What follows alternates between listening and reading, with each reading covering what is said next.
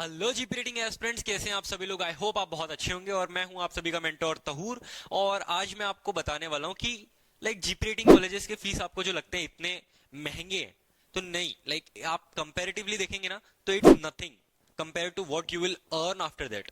तो आज मैं यही आपकी सारी चीजें आपको क्लियर करवाऊंगा, प्रॉपर बताऊंगा कि क्यों आपको जीपी रेटिंग कोर्स करना चाहिए, बावजूद जो आपको लग रहा है कि वो महंगा है।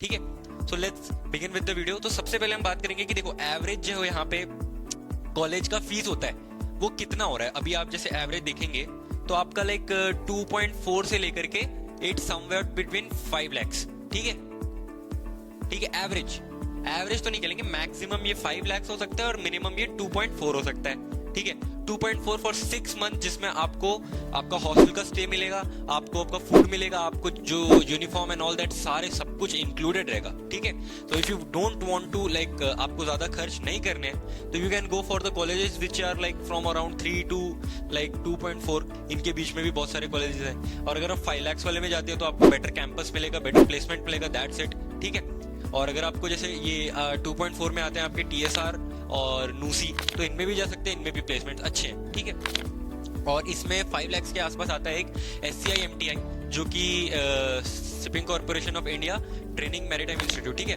ठीक है। तो ये एक जो है, ये एक सेमी गवर्नमेंट कह सकते हैं कॉलेज है, इसमें भी प्लेसमेंट्स अच्छी आती है, तो ये एक रीजन हो सकता है जाने का। तो अब मैं बात कर रहा हूँ कि आपको ये जो है ये ज्यादा नहीं है मेरे मेरे इन माय ओपिनियन। क्यों? क्योंकि देखो, आप ये 2.4 लाख अभी फॉर 6 मंथ आप इन्वेस्ट करेंगे। ठीक है, ठीक है, ये आपने 6 मंथ के लिए इन्वेस्ट कर दिए। इसको एज ए इन्वेस्टमेंट देखो, नॉट एज अ लाइबिलिटी और या तो वेस्ट। ठीक है, it's on your studies. Studies में जितना भी आप पैसा डालेंगे इट्स ऑलवेज एन इन्वेस्टमेंट। ठीक है, तो ये आपने 6 मंथ इसमें इन्वेस्ट 6 मंथ के लिए मैंने आपको इसने इन्वेस्ट कर दिया। ठीक है, अब आफ्टर 6 मंथ क्या होगा, आपका जो रहेगा ट्रेनी ओएस बन जाएंगे आप। ठीक है, आप एलिजिबल हो जाते हैं, फिर आपका सेलिंग स्टार्ट हो जाएगा। सेलिंग आपका रहेगा। ठीक है, तो सेलिंग में आपको जो एवरेज सैलरी रहता है 30 से लेकर के 40K रहेगा। ठीक है, 30 से लेकर के 40K पर मंथ। ठीक है, तो अगर आप मान के चलो, मिनिमम लेके चलते ना 30 को अगर हम लोग 10 महीने भी काम कर लेंगे ना, अगर 10 महीने भी हमने सेल करा, ठीक है, तो ये तो मिनिमम होता है 30,000। उसके ऊपर आप अगर ओवर टाइम करते हो तो ज्यादा ही हो जाता है। ठीक है, तो अगर आपने 10 महीने भी, अगर आप 30K अगर कमा रहे हो, ठीक है, 30 अगर आप कमा रहे हो और 10 महीने के लिए काम किया, तो ये बन जाता है 3 लाख। अगर आप 2.4 वाले कॉलेज में जा रहे हो और फिर उसके बाद 10 महीने में आपने अपने पैसे रिकवर कर लिए, तो पूरा क्या है इसमें, है ना। और सेम रहेगा 5 लाख, तो 5 लाख वाले में आपको बेटर कंपनीज मिलेंगी, आप 40 कर सकते हैं, वो चीज 40 से 45 जा सकता है। और ओवर टाइम आप करेंगे करेंगे तो इट्स टोटली, अगर आप देखें तो आपका सेल आपका बन जाता है कि आप ओवर टाइम वगैरह कर करके तो इट्स 50 के आसपास आ जाएगा, है ना। तो 5 lakhs का भी जस्टिफाई हो गया। तो इसमें अब now you guys tell me कि व्हाई डू यू फील कि ये इतना महंगा है। Don't see it as a burden यार, see it as an investment. क्योंकि merchant navy as a career आपको बहुत अपॉर्चुनिटीज देते हैं प्रमोट होने की।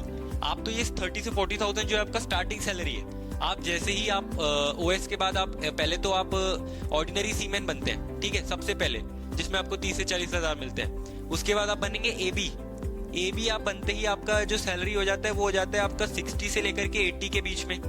ठीक है, उसके बाद आप फिर बनते हैं बोसन। Yes, boson. उसके बाद आप बनते हैं बोसन।